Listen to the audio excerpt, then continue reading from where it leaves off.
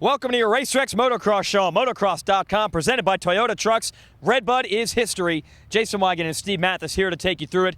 This Independence Day weekend was another banner one for the sport of motocross. A huge crowd, great weather, a great track, and, well, two riders that are continuing their win streaks. But we'll get to that in a moment. But first, let's ask the Canadian here what he thought of a great Independence Day here in the US of A. I was very happy to be here in my adopted country. And you know what's funny? No matter who you talk to, no matter what person you talk to in the pits, they love this track. Everybody loves this track. Everybody loves this facility. I don't think I've ever heard a bad word about the RedBud facility from anybody, and it was a great day. Yeah, all events have their great elements, but I think RedBud has maybe wrapped up the total package, and a lot of the other MPG promoters will tell you that this is one that they try to learn some lessons from. And it led to a great weekend of racing, and let's get to it. We're going to start with our lights class. Ryan Villopoto going to try to continue his win streak. And remember, this is round 2 of the Monster Energy Drink Kawasaki Triple Crown, so there's a lot more money on the line for Villopoto and the boys today.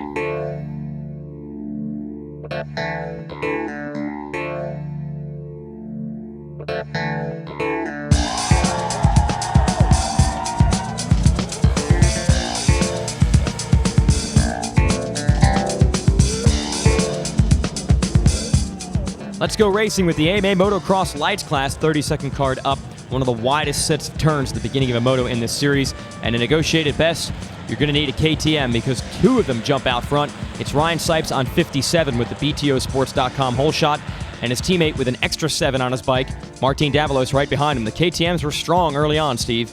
Yeah, but as we've seen all year, it doesn't take long for that red number 1 plate to come up to the front and make his presence felt. Good for Ryan Sipes. He led for a lap. Trey Canard was in there as well, but here comes the number 1. Yeah, and this is all going to happen on the first lap. He starts picking these guys off. Now, you had Canard right in front of Villopoto, but that doesn't last very long. Nice move of the inside by RV to take over that position. And then moments later, he gets around Davalos. He wouldn't get Sipes at least on the first lap, so Sipes on the 57 would at least lead a lap. But after that, it was pretty much all Villopoto. This is a nice move here by Villopoto to get Davalos. And good for Ryan Sipes for leading a lap and showing what he can do. I mean, he's had a little bit of a star-crossed career, but good for Ryan Sipes. He's a good guy and good to cheer for. Absolutely. And he's got $500 for that hole shot. But before long, it's Villopoto out front and pulling away. Didn't get the start, but he didn't need to. He passed a bunch of guys on the first lap. Soon Canard would actually move into the number 2 position, do what he could to try to keep Villopoto honest once he clears Sipes, but there's no keeping Villopoto honest in this class. No, and actually, Ryan Sipes started working his way backwards a little bit. First he gets passed by Canard, then he gets passed by hometown boy Nico Izzy, and you kind of thought maybe that Sipes was going to settle into that 5th or 6th position. Yeah, but eventually he would rebound. Izzy was putting pressure on. Izzy was able to mow Sipes down and get him for that number 3 position right here. And like you said, we thought Sipes was going backwards once Izzy had that 3rd place position secured, but they never got any further apart than that. Sipes was able to keep the pressure on. And actually, Trey Canard stayed close to Ryan Villopoto for a little bit as well. So, I mean, you can at least keep him in sight down the straightaway, and then in this case, that's kind of a victory. Yeah, and Canard really had a pretty rough year so far outdoors, so just even getting 2nd in that moto had to feel good. There's Sipes still keeping the pressure on on Izzy, and he kept it there the entire race, and then late in the game, he's able to pull the trigger on a pass. Yeah, and here we see Ryan Dungey. He had went down on the first lap and had a bit of a rough race. Managed to work his way up to 8th, and that's not where he wanted to be, but Ryan would show some heart in the second moto. Absolutely. So here is your battle. The last one on the track is going to be between Grant and Davalos for 5th and 6th. Grant is ultimately going to win that one. Davalos will finish 6th. As for Sipes, he gets around Izzy after getting past, and he's going to take 3rd. That's a happy kid because he hasn't been on the podium in a long time. Good job for Sipes for sure, and the main story was Ryan Villopoto. On it again, Trey Canard, a good ride for him, but Ryan was just unstoppable again today. Absolutely. Villopoto crosses it up. He's got the win, $500 for Ryan Sipes, whole shot in 3rd place. Hey, I'm Erin Normwell, down here on the starting line at RedBud for the 2nd moto of the lights class. We saw Ryan Villopoto take the win in the 1st moto. Trey Canard was up there, and we also saw Ryan Sipes on the podium for the first time. Now, the depth of talent in the lights class is very, very competitive. It comes down to the start. So let's see what happens. Take it away, Jason. Thanks, Erin. She said that to me, Steve. Thanks, Erin. Jason and Steve here to give you the call. Moto 2, KTM again. This time it's Davalos on the 577. Second place start of Moto 1. Whole shot and $500 from BTOsports.com in Moto 2. But unfortunately for the rest of these guys, Villopoto had an even better start this time. And before long, he was around Davalos and he was gone. He was gone. Trey Canard managed to stay with him for a little while, and I thought Trey had really probably his best moto of the year. He was riding really good. And first moto placer, Ryan Sipes, had a rough time. Yeah, we never really saw Sipes up there. He was down right off the start, was dead last, and then ran into some bike troubles. So tough luck for Sipes. Canard was able to get around Davalos pretty quickly, and then he tried to keep pace with Villopoto. Villopoto was only able to inch away for a while, but then eventually the lead got pretty big. And then Canard had to start worrying about the rider coming up in third, and that was Ryan Dungey, who was back after a tough first moto. Yeah, let's not forget about the 2-8. He kind of had a 6-7 place start, worked his way up quickly, and benefited a little bit from Canard, but Dungey was the man on the move in the second moto. Yeah, Canard eventually is going to tip over, and he had about a 5-second lead on Dungey at the time. He gets up just in time to hold Dungey off, and the second half of this moto, those two were all over each other. And the fans here loved it. They were running from side to side, fence to fence, to get a view. When was the pass going to come from Dungey? Dungey was the only rider I saw in this moto clearing Larocco's leap, but he couldn't use it to make the move. He wasn't able to get around Canard.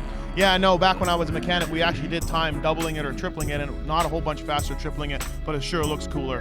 And like you said, at one point in the second moto, the three Aussies were together. Yeah, that's right. You had Izzy and Grant battling in the top 5, and then a trio of Aussies. A good start by Jake Moss, who was up there early on the 82. You also had Dandy Dan Reardon in the 1-2-3, Brett Metcalf all battling at one point just outside that top 5. But it really came down to the last lap. Villopoto is gone. Dungey is still working on Canard. He's going to give it everything he has. You know it's going to come down to Larocco's leap. He's going to try to jump over his head and take over second, and the bike quits as he heads to the jump. Yes, heartbreak for Ryan Dungey for sure. After putting in a long, hard moto and working that hard, engine expires in the last lap, drop valve I heard. But Ryan, being a soldier that he is, a lot of riders would have just left the bike in disgust. I know I probably would have. Instead, Ryan pushes it up the hill. The fans cheer him on. They offer him water. He doesn't take it. He even gave away his helmet and his gloves to the fans. I mean, that's great to see. Wow. Well, he was probably pretty hot at that point, so give it away. So who inherits third? How about Davalos, who had the whole shot? He ran by himself in fourth the entire race. He holds off Grant, so he's going to take fourth in this moto, and that's going to go from fourth to third, and that's big because that's going to put Davalos on the podium overall. So it's Villopoto, Canard, and Davalos, 1, 2, 3 in Moto 2. Let's go to the press conference and talk to our overall top 3.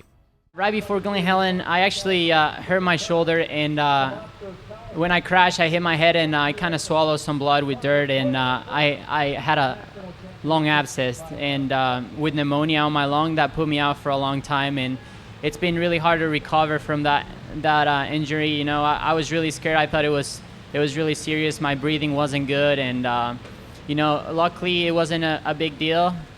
Here I am, you know, working as hard as I can, you know, just trying to work extra hard to catch up to these guys, you know, and I'm lucky to be here. I've been working hard, and hopefully keep it rolling. When I had this problem with my lung, I needed to start racing. I needed to start putting time on the bike, and the only way to do it and to gain some time was racing. It wasn't good for me to, you know, get a great start and see myself going back like nothing, and you know, that's not me, but it helped, you know. I put some laps out there with the guys. I was on the race motion, and that helped me.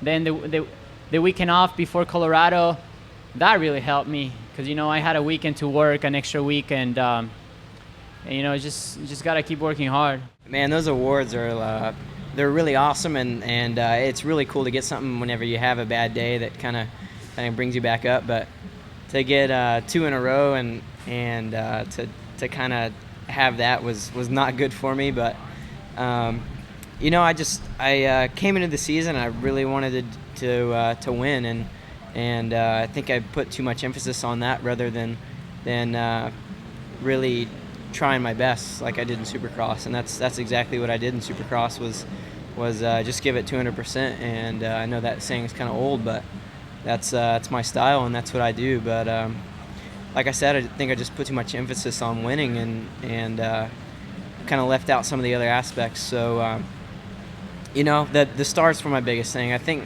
you know, my speed is pretty close, and you can't give yourself a fighting chance whenever you're in 30th place on the first lap. So I think that we got the starts figured out, and hopefully they keep going like they did this weekend, and gotta thank Kibbe, Christian Kibbe on our team for that. We came here Friday and we did starts at some local track and just went through basically everything that we could. I've been doing it a lot at home, practicing starts, an hour a day, and I just really didn't know what to do. So he kind of opened my eyes a little bit and helped me out with that, and hopefully I keep getting good starts and just keep trying to do my best and put in some good rides.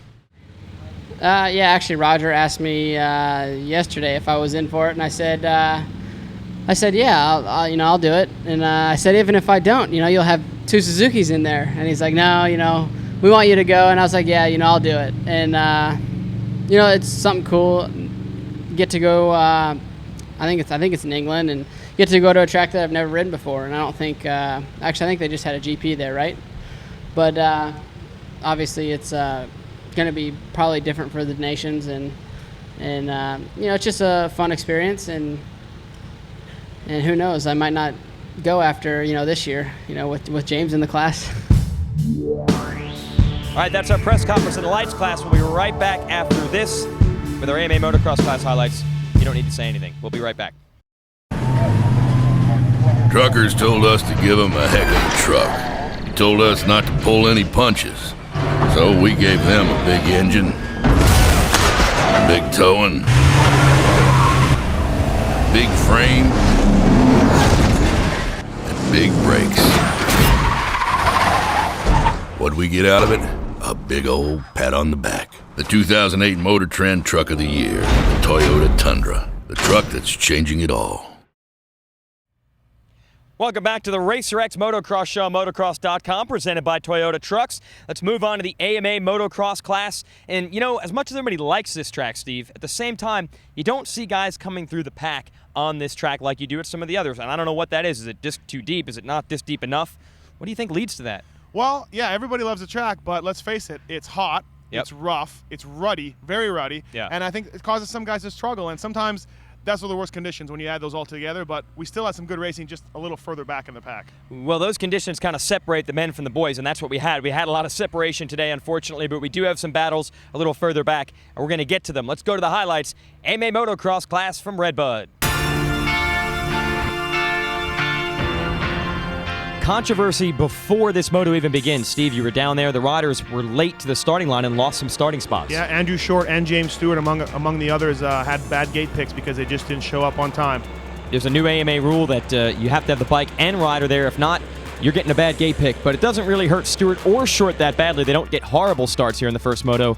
And they're not going to get the whole shot with Michael Alessi in there. Incredible. James was 4th from the end and still pulled out a 4th-place start. But once again, the human whole shot machine, Michael Alessi grabbed the lead with, surprisingly, his teammate Michael Byrne right behind him. Yeah, so the Suzukis were strong early on. Here they are through those Millville sand whoops, and Stewart just mows down Michael Byrne there. And look at Shorty, who's in 4th after his bad gate pick. So much for that. You should have seen the tempers flying down there, and here they are 2nd and 4th off the gate. So, well, maybe that fired Stewart up because Alessi did get a lap led, and then Stewart, with the fury of the AMA taking his gate pick away, firing him toward the front of the pack. He went after Alessi on lap 2.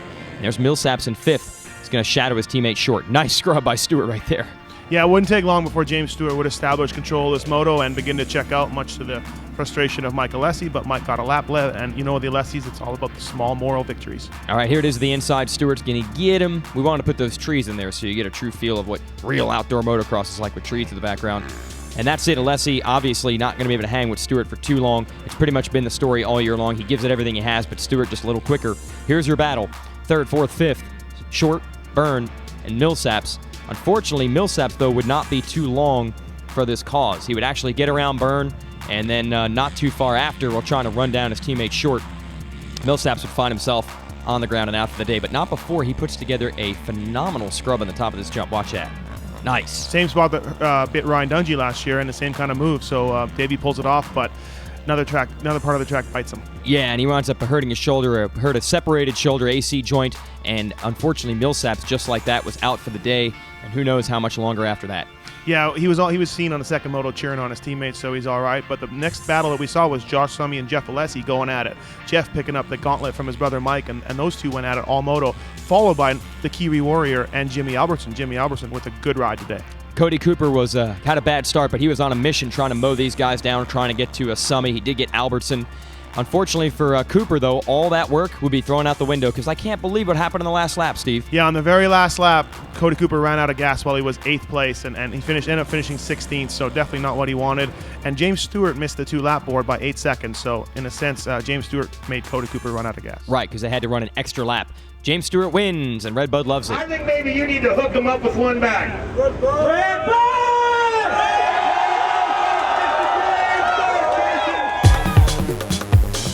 I'm down here on the start line for the start of moto number 2 in the motocross class. Some bad luck for James Stewart in moto number 1, being forced to start from the far outside.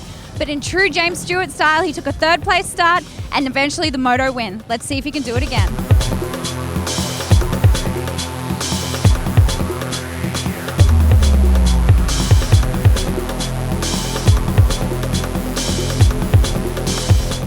AMA Motocross, moto number 2. Mike Alessi, 7 straight hole shots. Is there anything James Stewart hasn't done this year? He has to end that streak, and he does. He gets the hole shot over Alessi. And he does, and he pulls it out, and we were kind of happy to see a new guy in the lead, but maybe not happy to see James Stewart. Unfortunately for Mike Alessi, he would take a massive header first lap off of the ski hill and would knock himself out of the race, and that's really too bad. Yeah, that's horrible and not normal for Alessi to knock himself right out of a race like that. It was vicious. We did get the footage here, and Alessi was actually unconscious for 3 minutes in a bad spot of the track. So you know what? They can't get him out of there in time. They have to red flag Moto 2. We saw him in Supercross, and now we see him outdoors. It truly is the year of the red flag, and so they started again. And Stewart winds up getting the whole shot again. So justice is served. Stewart still gets the $500 from BTOsports.com. You know who really loses in the deal? Nick Way, who started second on the first start, starts decent, but not that good in the second start. So he loses a couple positions right there. Before long, you've got Stewart. He puts 5 seconds on Andrew Short on the first lap, and that's going to leave only one battle left. Who can finish second? Short versus Tim Ferry. Looked good for Short for a while, and then Tim Ferry, as he always does, gets stronger late in the moto.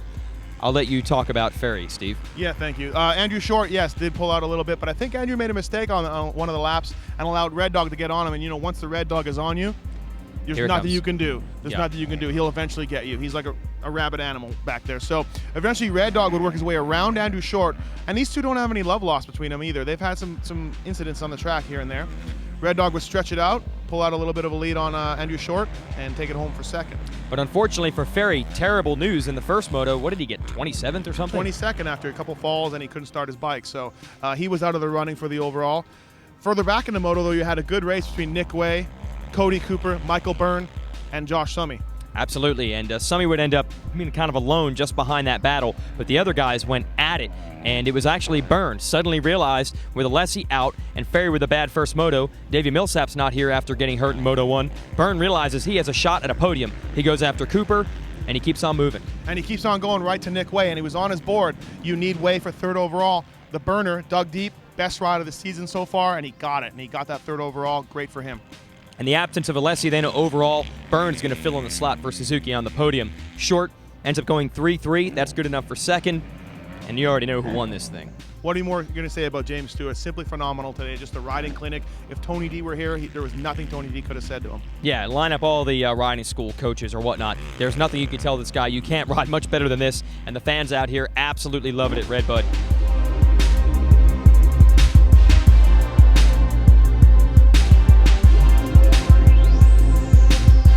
That's our 450 class. Let's go to the press conference with Byrne, Short, and Stewart.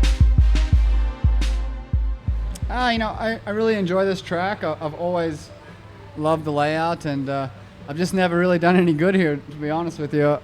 I always seem to struggle here with speed, and then this weekend, you know, it's a new bike, a new team, and you know, I feel like I'm starting to come around with my strength now, and I didn't have that much time to get ready, you know, for the motocross season after the knee reconstruction. So I've just been trying to be smart and try and build on it each week, and I think having so much time off, I'm a lot more enthusiastic about riding, and I have a lot more energy during the week, and it's a lot more fun right now.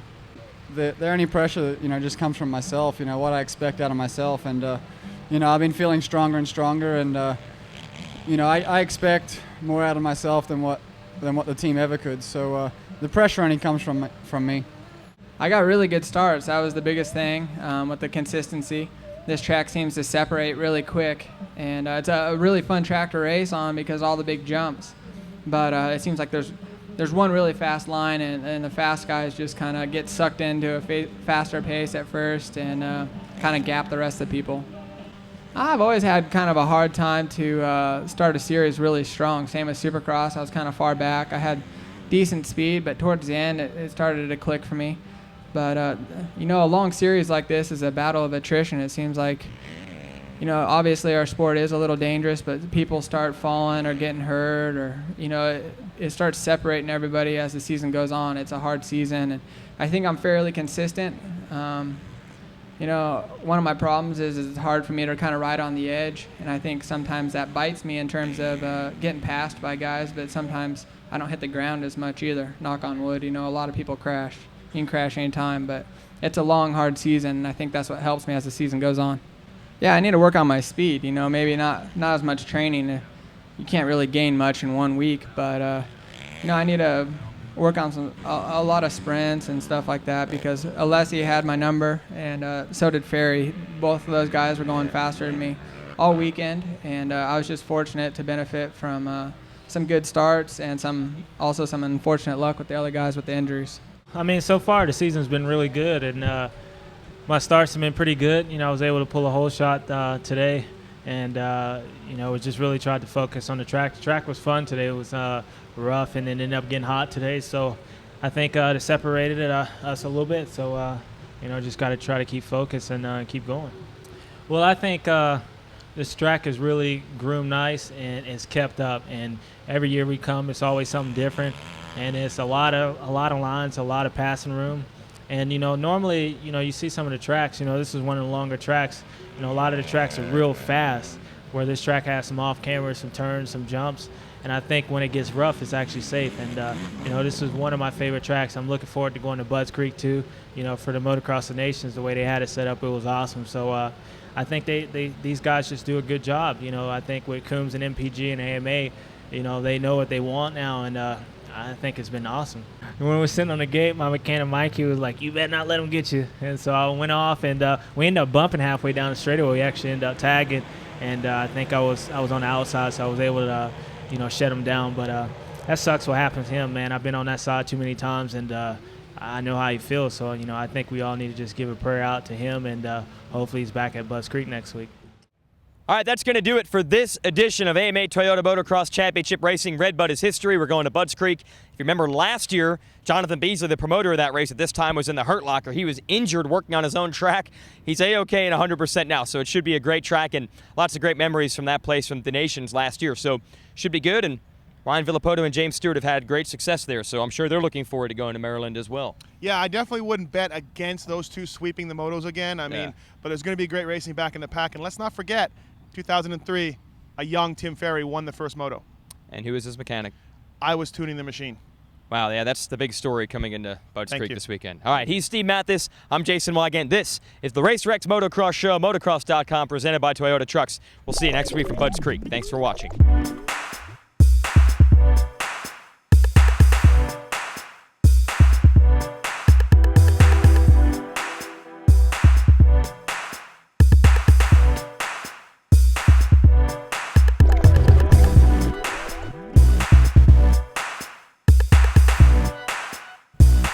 All right, here we have that is Brent Stallo going to try to get the whole shot here. Teen Wolf. Teen Wolf, Rob Zwitek. These are our guys behind the scenes. Dub dropping the gate. And yes, Wes Williams, our director, producer of this show, is going to drop the gate, and we're going to see if we can get the whole shot here at RedBud. $500 on the line from BTO Sports. Revs are up, and the gate on Teen Wolf. is down. Oh, Teen Wolf jumps the gate. Wow, jumped the gate and almost broke it. That's it. Hey, wasn't Dub just telling us, hurry up?